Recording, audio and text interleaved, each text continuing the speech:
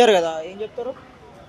Bus pass ఈ ఛార్జీలు పెంచారు బస్సు ఏమో ఆయన ఏం చేసుకుంటాడు, ఆయన పెంచాడు కదా రమేంద్ర రెడ్డి. ఆయన మాకు ఆధార్ కార్డుది కదా, ఇప్పుడు అది కూడా తీసేస్తాడు. వాళ్ళకేమో పెంచుతా ఉన్నాడు. కరెక్ట్ అంటారా? కరెక్ట్ ఎట్లయితే కాదు కదా అట్లా. ఇది ఇది చేసుకుంటా అడవులకు వాళ్ళకి పెంచుతున్నాడు కదా, మరి తప్పు కదా. ప్రైవేట్ లాభం ఎట్లయితుంది ఆయన? లాభం కాదు, అట్లా తప్పదా. ఇప్పుడు వాళ్ళు కూడా కష్టం చేసుకునేటోళ్ళే కదా అందరు కూడా. మొగోళ్ళు అంటే ఇప్పుడు ఒకళ్ళు డ్యూటీ చేసిన వాళ్ళు ఉంటారు, వాళ్ళు కార్లలో బండ్లలో పోతారు కదా. ఇప్పుడు బస్సులలో పోయేటోళ్ళు ఎంతమంది లేరు. ఇప్పుడే విన్నాను నేను కూడా, బస్సు మిర్జల గురించి వచ్చినా ఎక్కువైంది అని చెప్తున్నాడు ఆయన. మొగోళ్ళు నాకు ఒక ఆయన కింద ఫ్రీ బస్ ఉంచాలా తీసేయాలా? ఎవరు మాదా? ఉంచినా ఆయన ఇష్టం, ఉంచకపోయినా పర్వాలే.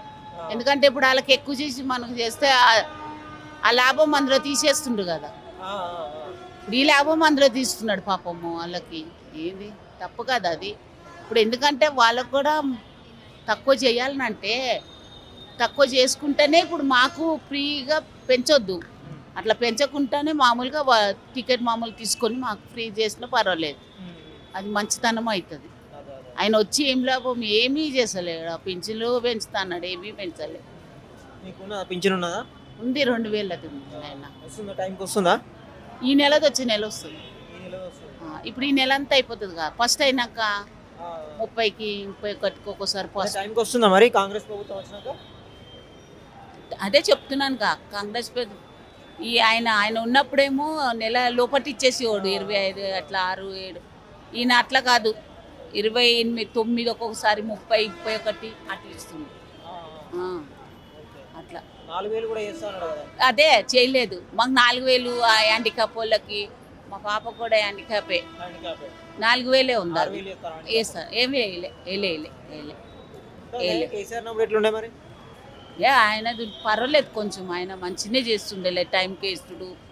ఏదో 10 రూపాయలు వాళ్ళు తిన్నా వేరే వాళ్ళకి మంచిగానే చేసి. నార్మల్గా మీకు ఫ్రీ బస్సు పెట్టినప్పుడు పెట్టక ముందుకు ఎంత అయ్యేది మీకు డైలీ ఖర్చు?